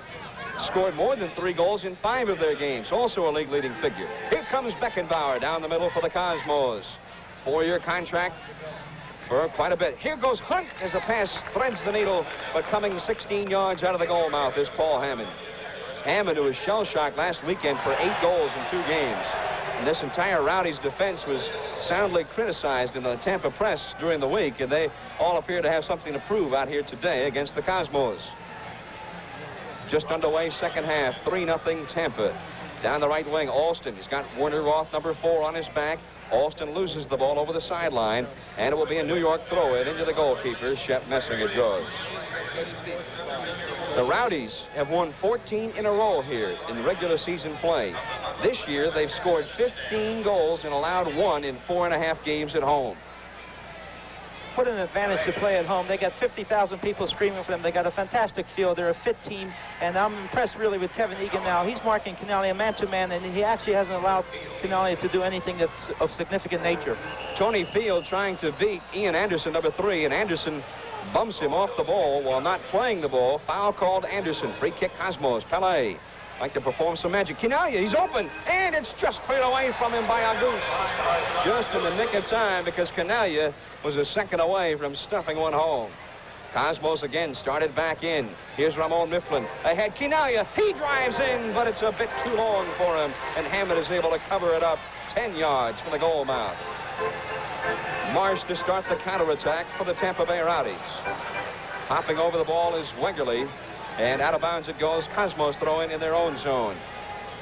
I'm not so sure where the Tampa Bay Rowdies are doing the correct thing at the moment. They're falling back, and they're trying to now hold and preserve the score. And maybe it's a bit too early, especially against an explosive team such as the Cosmos. Here come the Cosmos again. I tell you, you keep giving this club opportunities, they're bound to put one home, the odds are. Here's Ramon Mifflin, left wing. Hunt, he's in alone, but he misses the ball. Hunt just mistimed the ball that time. A good pass. He'd gotten open very well, but then he lost it. Steve Hunt, he's a youngster. He's arrived from England this year. He's done a super job for them, but on that play, he was a little bit too anxious to execute it. Ramon Mifflin threaded a great pass, but Steve Hunt overran it, and nothing happened. Rowdies moving in on the right wing. This is Ian Anderson. He's had a goal in the ball game. Steve Wegerle had 2 goals. No foul there. Rowdies maintain control of the ball. Here goes McLeod, Canadian national. He's got a little space, but the man marking him is Beckenbauer, number 6. Ahead, Smethurst, look out. He's got Marsh in front, but nice tackle. Took it away from him. Out to midfield, and Kevin Egan. Nice play to take it away from Pele. It's got to be a dream for a player like McLeod, who just went into the box and took on Beckenbauer 1-against-1. What a dream. Not too many kids have the opportunity to do this kind of thing, but it's happening tonight for McLeod. Canaglia in the danger zone with Pele. Drives! A shot taken, but he misses the net. Wide right. This is NASL. Well, this is NASL Championship Soccer, and we're going to hold on to it right here, as apparently the Cosmos had been called for offside right there. 5 minutes, 20 seconds gone, second half. 3-0 Tampa. As the Rowdies, as unbeatable as any team is at home, you know, you can compare them to anybody in sports, the Montreal Canadiens, any of the great steamrollers, as it were, and at home, as they have proved time after time, you're going to need a miracle or something to beat them. John, wait a minute. You forgot to mention the most important team that wins at home. That's the Philadelphia Flyers. I'm from Philly. I got to get the credit. All right. Our hats off to Philadelphia. All right. And we say hello to all of Chizowitz's friends up there in the Philadelphia area. Don't have too many, but say hello anyhow. All right. We can pretend. We got to think up a nickname for you. Instead of the Giffer, how about the Chizzer? I'll tell you, I got a lot of them. I haven't heard, but they're around, they tell me. Here goes Smethurst now going back door. It's headed away from him, and the Cosmos get it. Dillon, or correct that, Hunt drops it into Shep, Messing, the goalkeeper. Messing, a Harvard graduate. Loves to play the game. Now Mifflin. Beckenbauer. Boy, there's a couple of world-class players right there. Back to Mifflin, moving in on the attack across the 35-yard line. The attacking zone, Beckenbauer now. Beckenbauer, look at that ball control. Out of the middle it goes, Dimitrievich. On the left wing, here goes Hunt moving into the penalty box, the danger zone. As Pele, Canaglia, Mifflin in front, but he's having trouble over there with Stewart Jump. Jump knocks it loose, but now Hunt has an opening, and Kevin Egan is there to knock it down. Hunt has it again. He doggedly hangs on. Has 3 men in front, and finally Egan rides him off the ball. Beautiful defensive move. Now that is magic play by a rookie who just arrived from a college and doing all this fantastic work. He took the ball so cleverly, fouled no one, won the ball free, and served it the way it should be done. That is composure, and I really like Kevin. Rowdies have lost it out of bounds. Cosmos throw in. Goes into Beckenbauer. He's quarterback in the ball club right now. He's leading. He's playing more of a midfield position. They've got 1 or 2 men back playing defense right now. Here's Canaglia, 30 yards for the goal. Chip into the penalty box. Here's Dillon. He's open now. Looks for the centering pass. Out in front. Driver shot. Great save. Rebound. Pele. It's again knocked loose, and Pele hit his own man. nice shot was knocked loose by Quinalia. This is the bad luck that the Cosmos have had. Watching the replay here, unfortunate stuff. Great serve here. Here's an effort by a deflection from the keeper. Field takes a chance, passes here to Pelé. Shot on goal. Quinalia didn't see the shot, turned his back and blocked the score. Unfortunate luck for the Cosmos. Wow. How much worse can things get? I don't know how Hammond made the stop initially. That's the save of the game right there. Here come the Rowdies. Smethurst heads it down in front for Alston, but Beckenbauer there to steal. We call that saying a few prayers, because really Paul didn't see the ball. He just put his body in front of it and fortunately deflected it. Not to score a goal there is as bad luck can be. Here comes Quinalia again. They come right back. Quinalia. Pele. Oh, Wes McLeod anticipated, intercepts it, and clears it out of bounds. From Tampa, this is NASL Championship Soccer.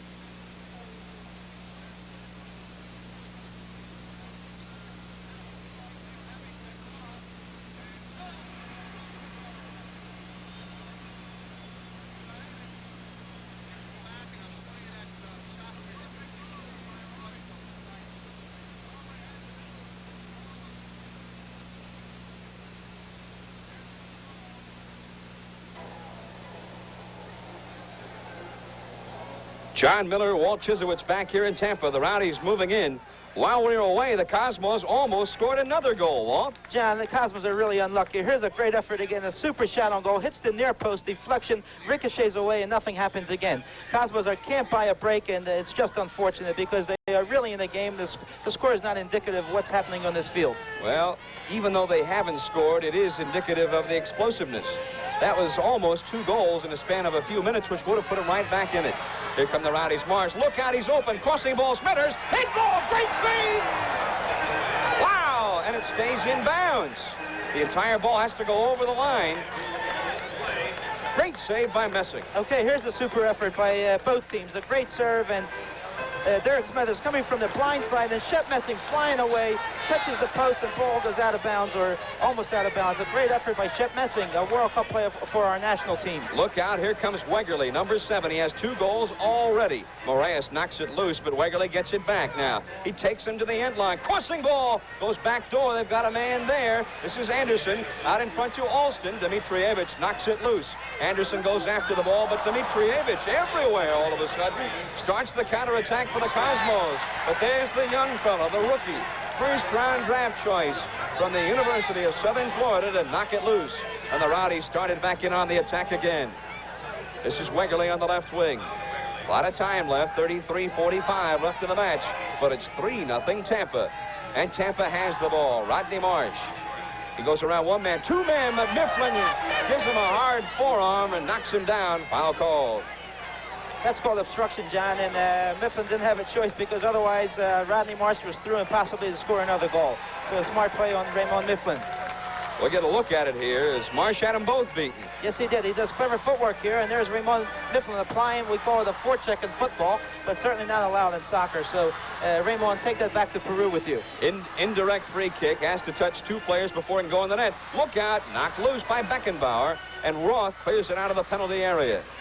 The penalty box, 18 yards from the goal line and 18 yards out from each goal post. And once they get into there, that definitely is danger, danger, danger. Rodney Marsh, an intentional handball. He could get a yellow caution card for that.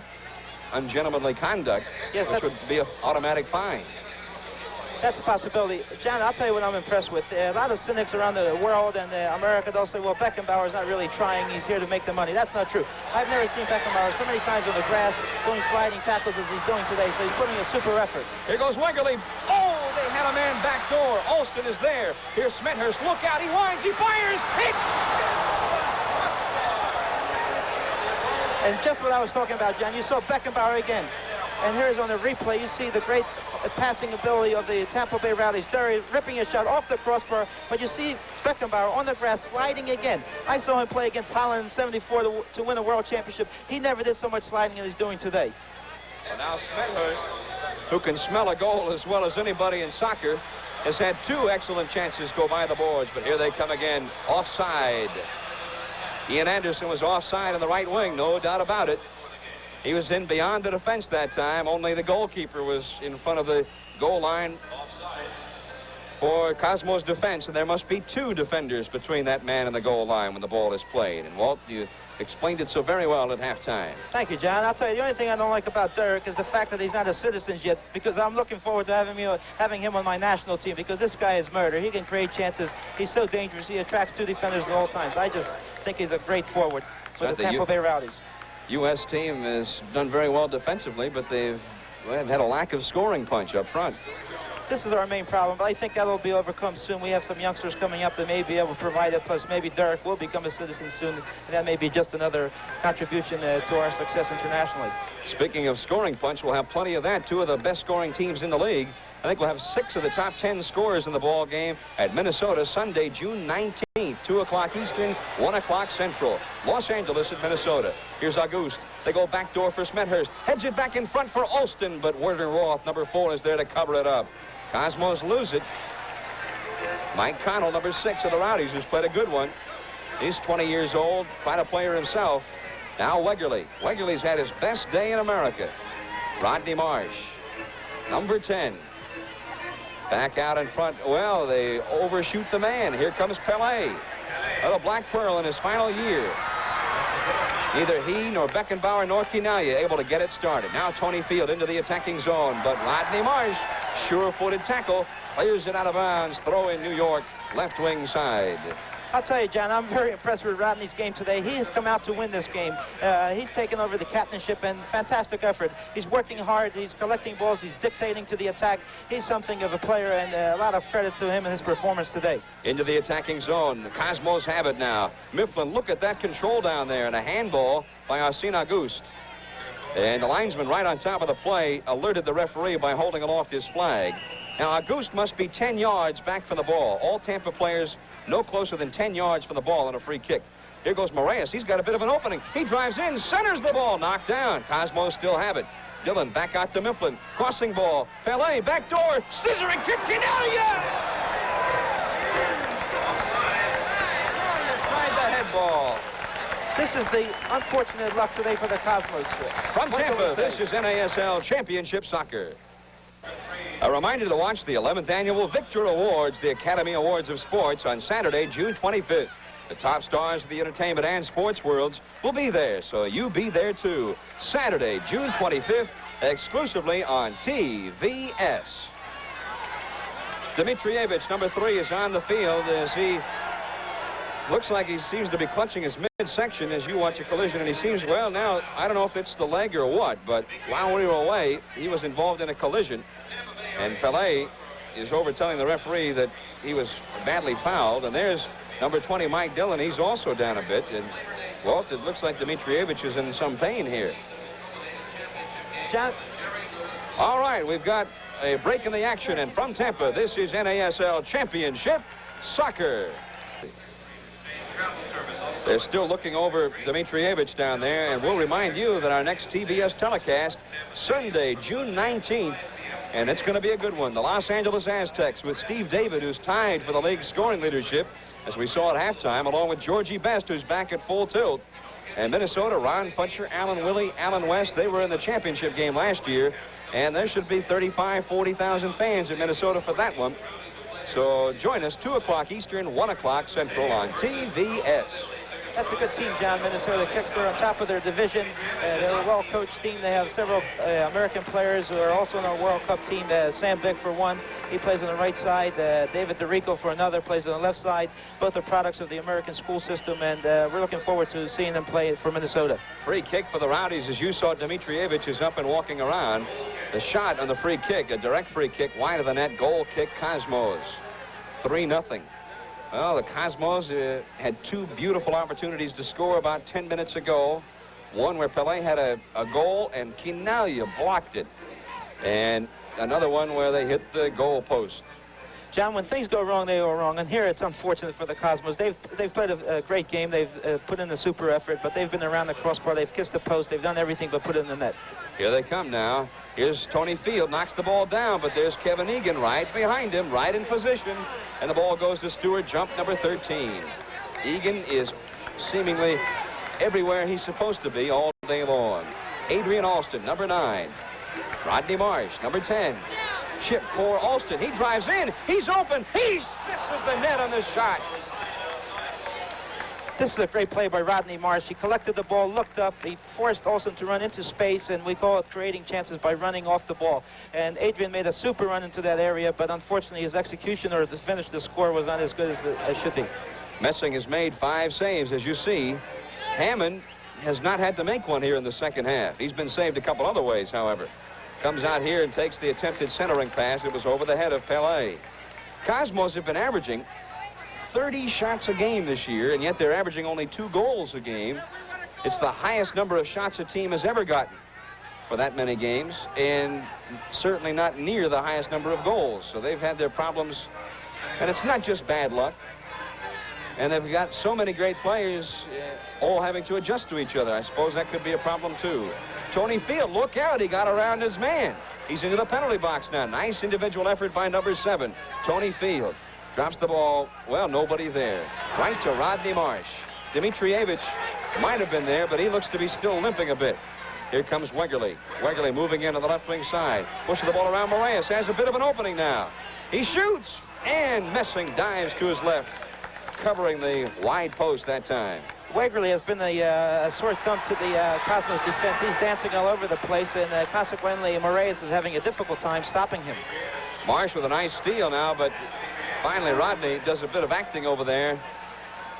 Falls over as if he were practically killed, but no foul. Referee right on top of the play, and again, Tampa with another steal. Cosmos can't get it out of their own zone right now. Here they come, left wing side, Wes McLeod. He's into the penalty box, crossing ball, back door. Smithhurst right in front of the net. Rebound, and they hit the ball. They keep the ball in. Another shot. Smithhurst again. Wide open net for Marsh. And another save. And a handball. A handball in the penalty box on the New York Cosmos. And that means a penalty kick. That is the most serious foul. And let's see if we can pick it up. Okay, here we see on the replay all kinds of action around the goal area. Shep Messing making a super dive here to prevent a score. The ball is loose again. Derek Smithers hits the crossbar, rebound again. And then you'll see a shot on goal taken again momentarily. Here it comes. And again, a great effort by Shep Messing. And finally, the ball is free again. Shot on goal. And here's where Backenbauer makes a great save with his hands. He's become a goalkeeper as well. All right, they're looking at a man on the field right now. It is Shep Messing, the Cosmos trainer, out to look at him. I don't know if he got an errant foot or a knee or if he took a ball in the face. I think he took a ball in the face on that second shot. From Tampa, this is NASL Championship Soccer. There's Franz Beckenbauer just called for the handball, and really that's all he could do in the play. But it happened in that penalty box, and any kind of a dangerous foul or a rather flagrant foul, such as a handball, in that penalty box calls for a penalty kick. You see them working on Shep Messing. Let's set this up a bit now. What's going to happen? The ball is set 12 yards straight on goal.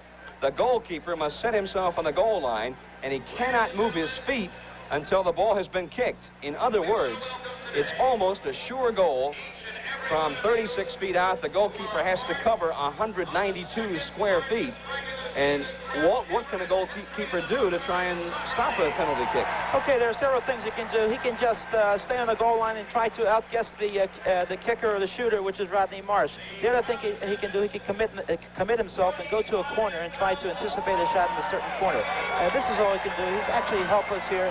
It's a very difficult shot to save by a keeper. It's about a 99% percentage-wise successful result by the penalty kicker. There you see Pelé talking to Messing. The Cosmos do have another goalkeeper, Errol Yassin, who has come onto the field now.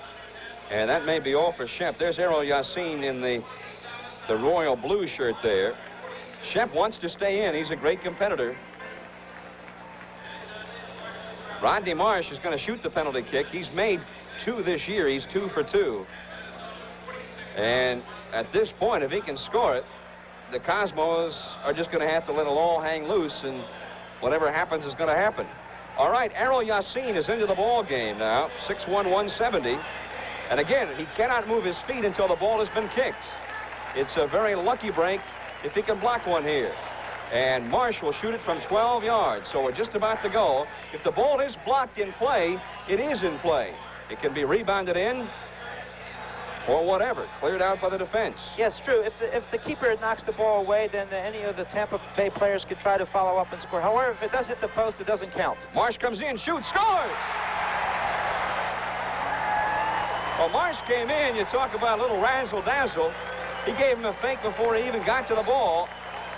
Gave an outside fake to Yassin's left and put it into the right. Let's get a look at it. Okay, here we see it again. Rodney shows his foot to the left of the goalkeeper and then simply bends the ball in the opposite corner. This is the magic of great players having that quality and composure to do that kind of stuff.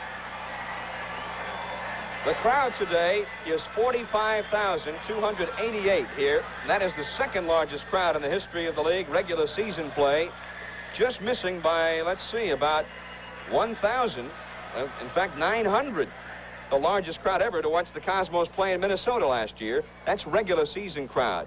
Last year they had 58,000 plus at the Kingdome in Seattle for an exhibition, and they had just short of 50,000 for the Minnesota Kicks final home playoff game last year. That was quite a night. But this is, well, the second largest crowd in league history in the regular season. 4-0 is the score. Here goes Pele. He drives and a saving tackle by Arsene Auguste. John, this is where age comes in. Here's a youngster from Haiti who's only about 23 of age with a very strong tackle here on Pele. Here's the replay. A ball slipped through nicely. Pele is going to rip a shot, but a beautiful sliding tackle by Auguste to block the ball for a corner kick. Beckenbauer in the right wing corner. Out in front, the head ball just wide left. They tried to get the ball on the weak side goalpost that time to Quinaglia, who was lurking in the back door, but they just couldn't quite do it. Ramon Mifflin, the man who took the header. So again, the Cosmos have been thwarted. It's 4-0 Tampa. Rodney Marsh with that goal, his 4th goal of the year. And he now has 4 goals and 6 assists, getting an assist as well in this ball game. And Marsh has moved into a tie for 3rd place in league scoring with Paul Child of San Jose. Cosmos in the green shirts trailing 4-0 with 23:20 left in the match. And Pele puts it right in the foot of Ian Anderson, who leads it forward to Marsh. The Cosmos look tired. As well they might, trailing 4-0. Marsh, chip for Smethurst. Look out. Yassin comes 14 yards out of the goal mouth to grab it away from him. John, what's happening here is that it is a bit hot here and warm, and the Cosmos have really spent a lot of energy trying to get some goals, and unfortunately they haven't been successful. And Tampa's playing very relaxed now. They're holding the ball. They're making the Cosmos players run more and work harder. Here goes Tony Field on a pass from Pele. He's knocked down in the penalty area. Nothing is called. Legal play by Arsene Auguste. The Cosmos don't think so. Referee said he went for the ball and he made contact with the man after making contact with the ball. Cosmos back on defense now as here come the Tampa Bay Rowdies. This game seen in Germany and all over the world today, and the Rowdies certainly distinguishing themselves.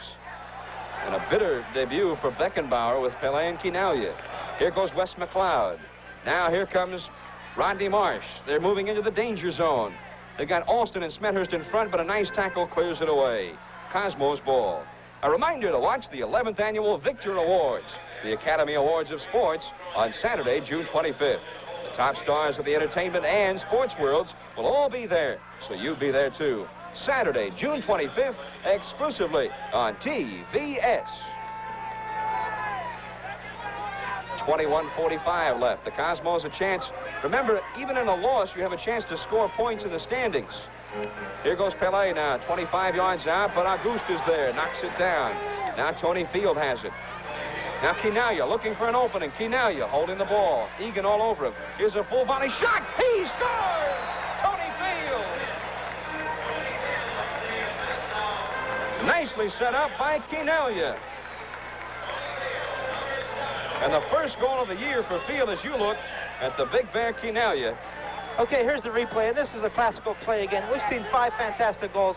Super combination, Fields taking it out of the air into the far corner, and Paul Hammond, the no keeper in the world, could save that job because it was first time a volley kick perfectly placed, and a great effort by Canalia setting him up on that serve. Well, is it too late? The Rowdies, with a 4-0 lead, now 4-1, perhaps a bit complacent, feeling they had it all wrapped up after the penalty kick.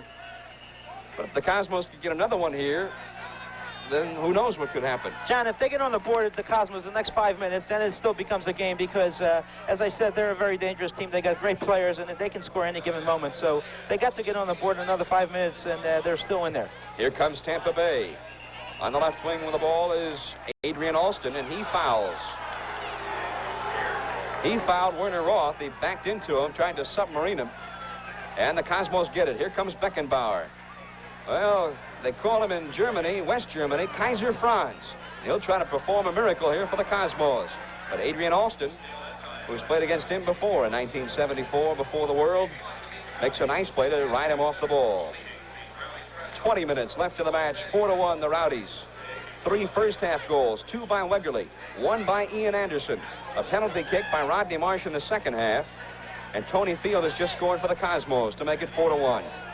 I'll tell you one thing, Eddie Firmani never predicted this score to his players. I know he was optimistic about this game, but certainly he didn't expect 5 goals from the Tampa Bay Rowdies. They've done a super job today, and it's just a credit to the coaching and fine players they have. Cosmos lose this game, and Washington wins tonight in Rochester. The Diplomats will move ahead of the Cosmos, and the New York Ball Club will be in dead last place. So, well, they'll have a little time between this game and the next league game to get their act together. A lot of time left in the season to get back in the running. Here come the Rowdies now, straight down the middle. Where the ball is Wegerle. 2 goals today. Pass behind Alston. And the Cosmos get it. 19 minutes coming up on the scoreboard. Quinalia. Quinalia, who's had a miserable year thus far, only 3 goals in the first 9 games, had 19 last year. Now into the attacking zone they come. And Auguste is called for a foul.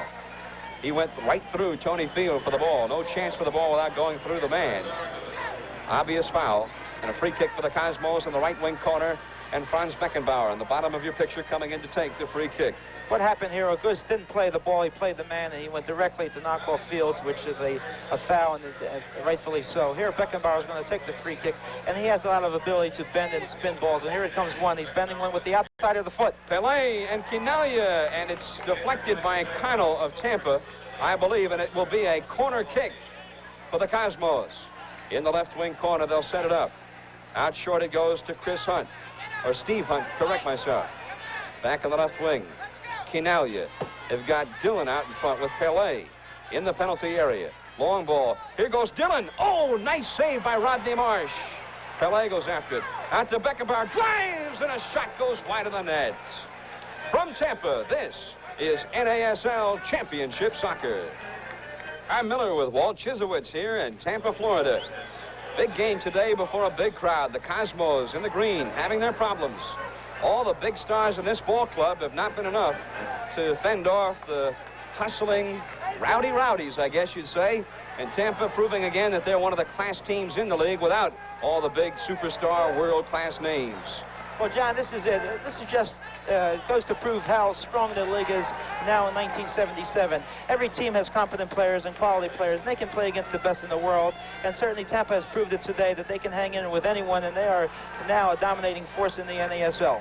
Steal by Mifflin now. He starts it back into the Tampa zone, drops it back. Cosmos started up. Here's Franz Beckenbauer. Very fine gentleman who speaks English rather well. Steve Hunt on the left wing, and across the 35. Danger zone. Here's Field. Got Quinalia in front. Tries to get it to Quinalia, but Egan is there to head it down. And Field lets it go out of bounds for a throw-in for the Cosmos. Now coming over to take it is Steve Hunt, number 11.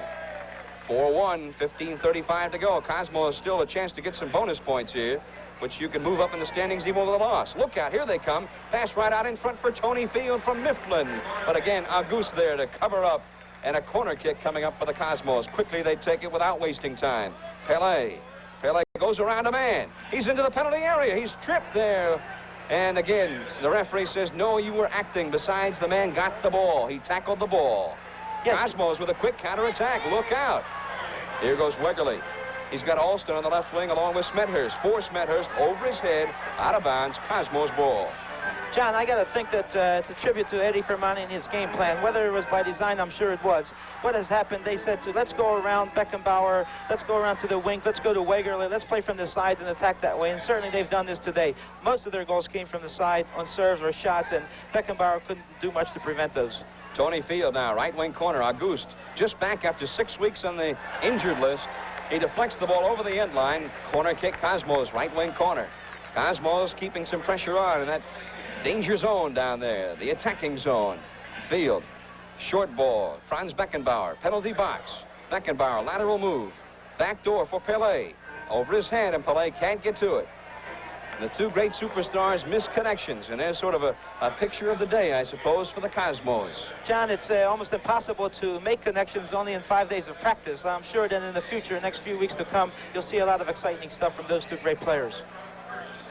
Well, the fans in New York wondering when Beckenbauer and company would make their debut. The Cosmos with Beckenbauer for the first time in New York on Wednesday at the Meadowlands at 9 o'clock start. An exhibition game with Lazio of Rome. It's Chinaglia's former team. That'll be a 9 o'clock start on Wednesday. And we urge you to check your sports pages for the time and location of the game in your town. Look out, Pelé, back door, but Wes McLeod, the Canadian national there, to head it away from him and set up another Cosmos corner kick. Paul Hunter's into the ball game now, number 26 for the Cosmos. Hunter, an American player. Here's the ball right out in front, knocked down. The goalkeeper, Hammond, was out to spike it down. And here comes Rodney Marsh out with the ball. And Marsh is tripped by Werner Roth.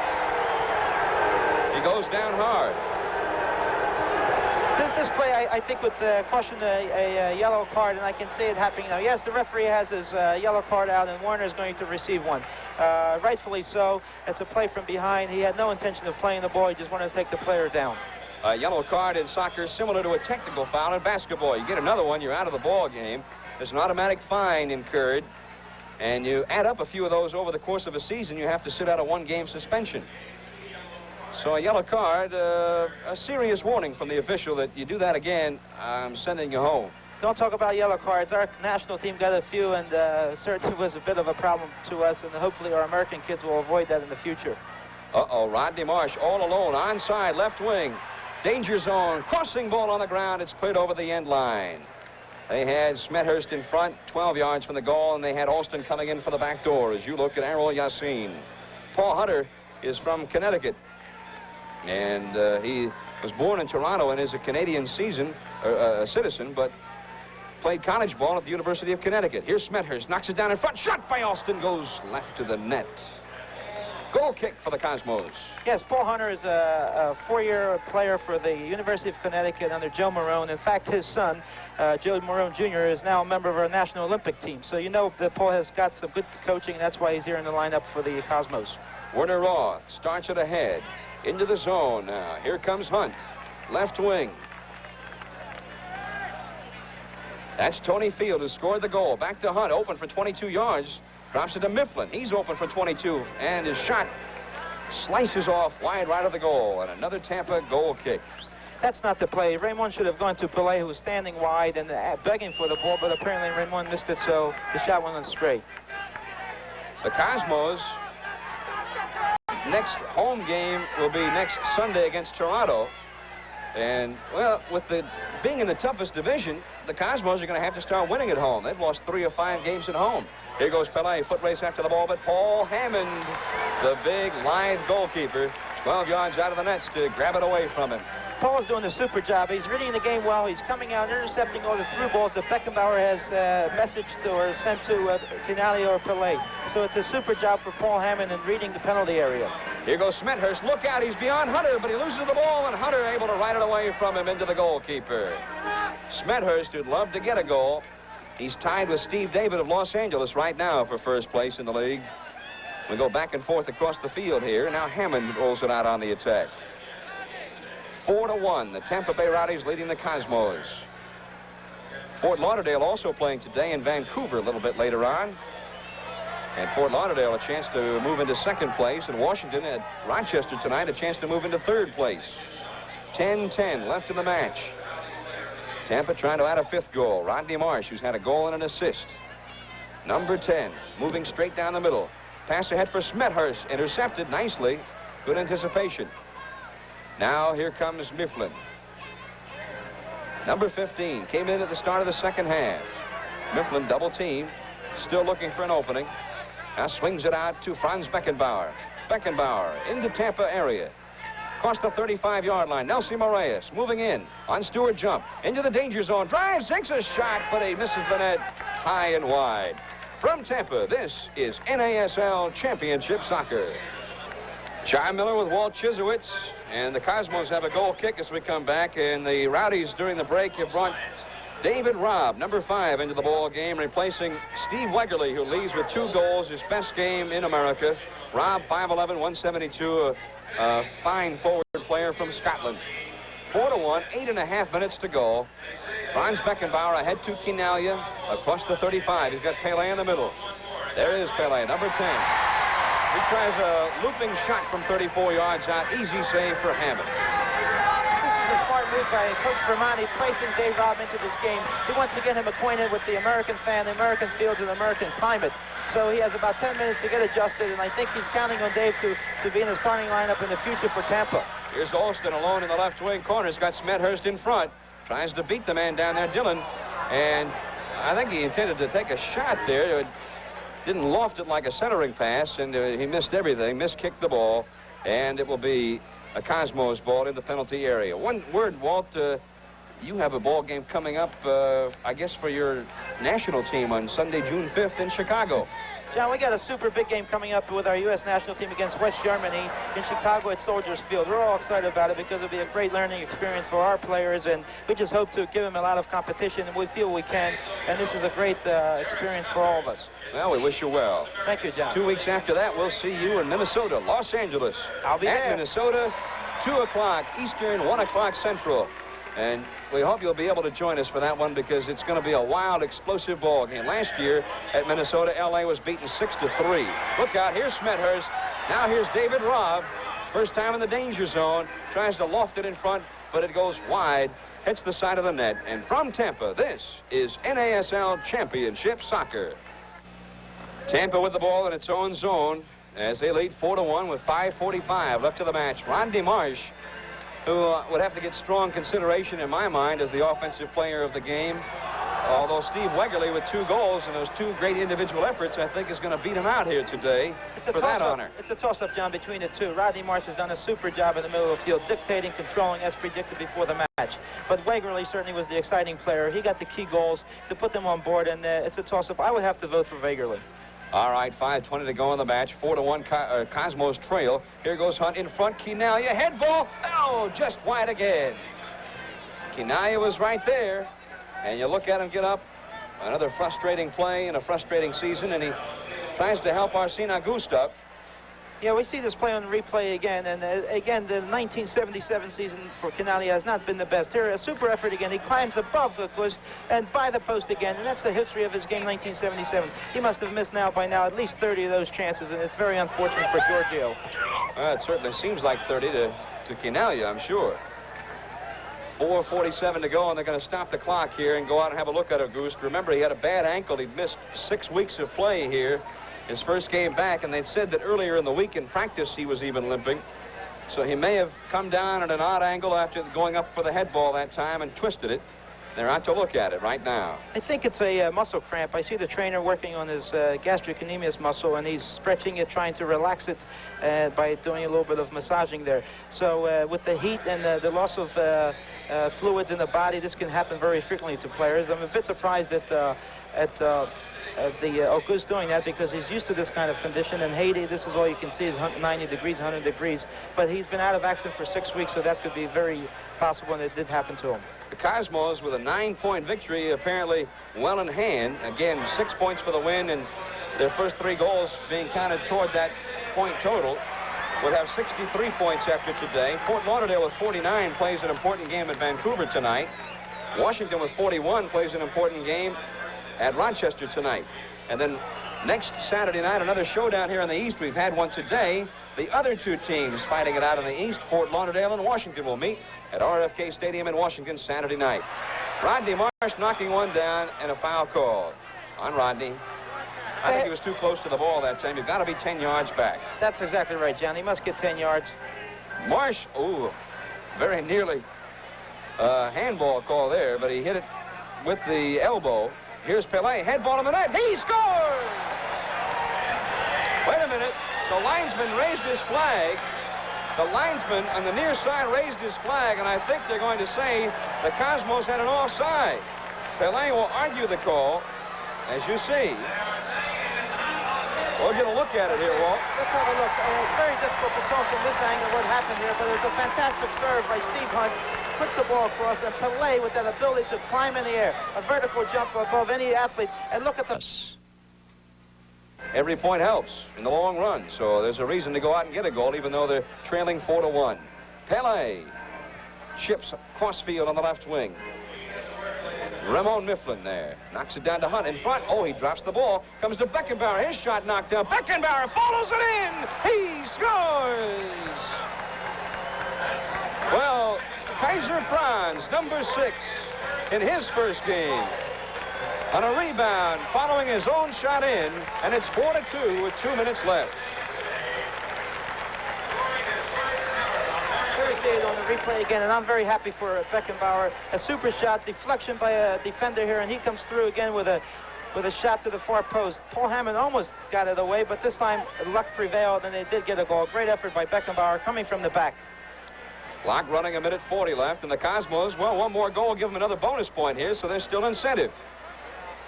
All right, 4-2. Well, we've had a wild one today in Tampa. Here comes Beckenbauer again, across the midfield line. He's got Mifflin on the right wing. He's got Pele in front of him. Leads the ball ahead. Now Pele has it 20 yards from the goal. He tries to thread the needle with a pass to Quinalha, but Augusto's there to knock it down. Pele goes after the ball with McLeod, and Pele falls over. It looked like he tried to shove McLeod out of the way, and McLeod was a rock. Well, Pele's 35, and he's trying to take a few shortcuts. It's very difficult to hang in there. Here's McLeod, right on to Yassin. I think it was called offsides there, yes.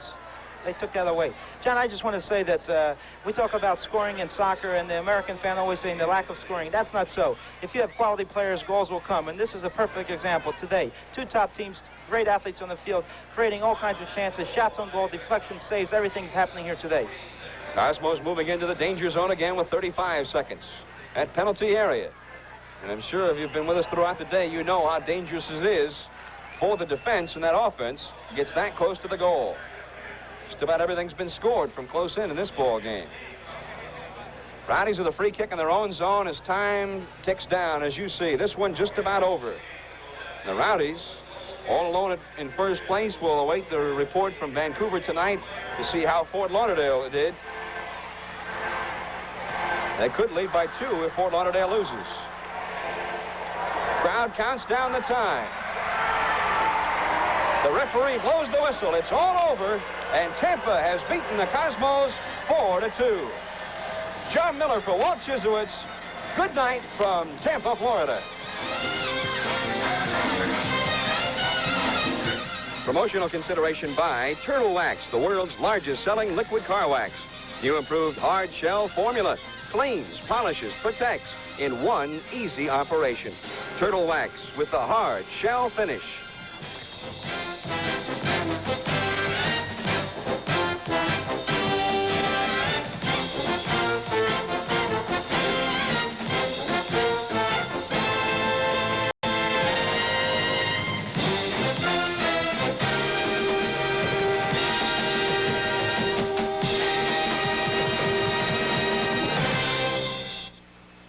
This is the TBS Television Network.